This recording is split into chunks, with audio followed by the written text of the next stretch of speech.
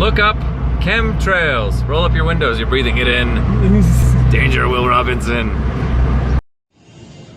There is a plethora of reasons why the Mazda Miata is one of the best cars to daily, and it's hard to pick just one that tops all of them.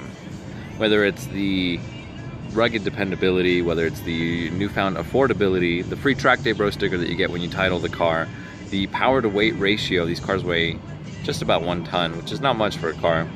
The close ratio gearbox that says you could start off in 3rd gear if you wanted to. A huge aftermarket support. There's that happy face that it makes at you and that you find yourself making back at it. And more recently, they've been getting cheaper. So what is it about the Miata? And which Miata, more importantly, is the best Miata to own? You might be of the school of thought that the simpler is better, but I owned a 93 Miata. It was an NA generation. It had the 1.6 liter, very underpowered. But it was a lot of fun still. The NC that I drove recently is a whole new ball game. It is an entirely stock except for the suspension and exhaust. It's a nice backfiring. Let's see if we can get more of that.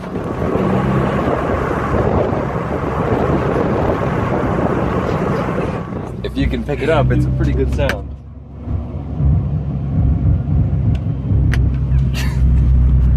This might be the best Miata ever made. Yeah, everyone goes, oh, it's so big and so heavy. This thing scales at this car scales at 2452. And that was before I did all the exhaust stuff, because the muffler's huge and weighs like 40 pounds. Though I put a 30-pound battery in it, so. So when you say heavy, that's in relation to the NA? The NA. Everybody's champion of Miatas. It's entirely because I have a soft top too. The hard top weighs like 28. He's heavy. Still fiberglass? Yeah. It's an excellent hard top. It's one of the better ones out there. And I'm willing to believe it's because they copyrighted shit off the Mustang. Let's see if you can get your phone in the way of my 4-3 downshift.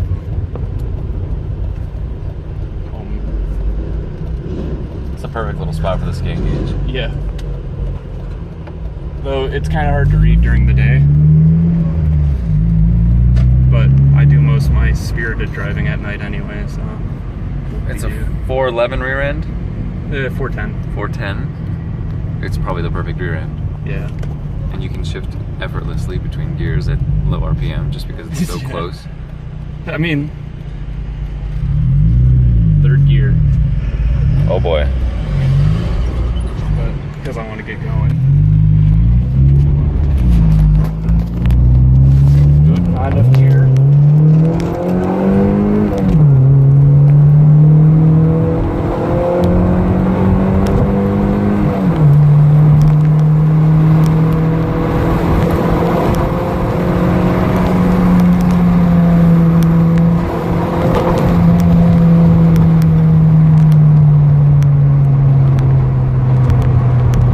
We hit 70 there.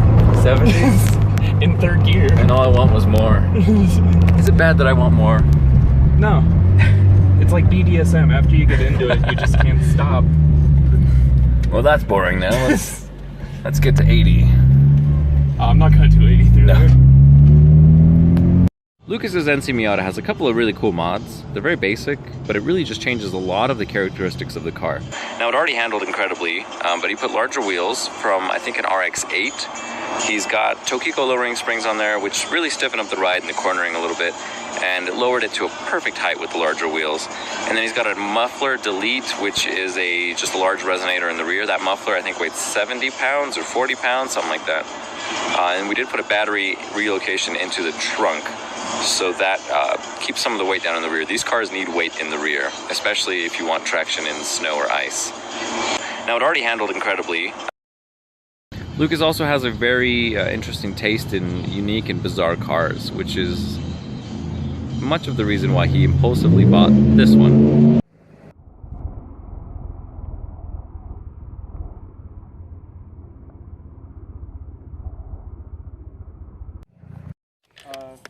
We'll have to make a video on this Accord. It's too cool for school. Here we go. So what really makes this car so cool is it's just low.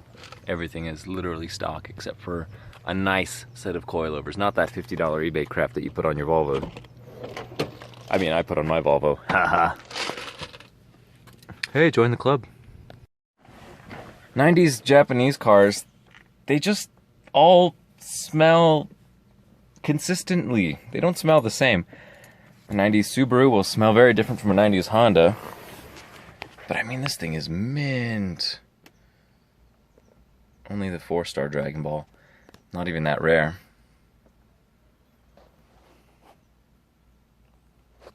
Alrighty. Gee, I wonder if it's got one of those bad aftermarket exhausts.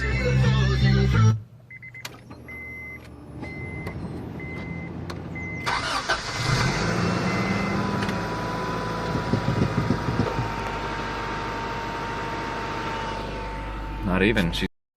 Dave's gonna hit everything. Is it recording? Ooh, fuck yeah. It's hot. And burning. Because I haven't moved this car in a week.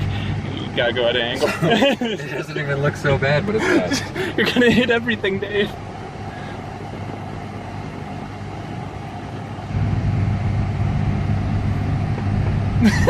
Did it go? No. Okay, good. I just giggle like a girl. So everything's got to be hit about 60 to 90 degrees. Yeah. And do go that way. Because you won't clear anything down this road. The way to go. That way. Well, when you go right, first you must go left. Yeah. Uh-oh. Yeah. And when we get up to the bridge up here, kind of ride middle of the road. The bridge? Like right on the yellow line, if not over it. Yeah, a little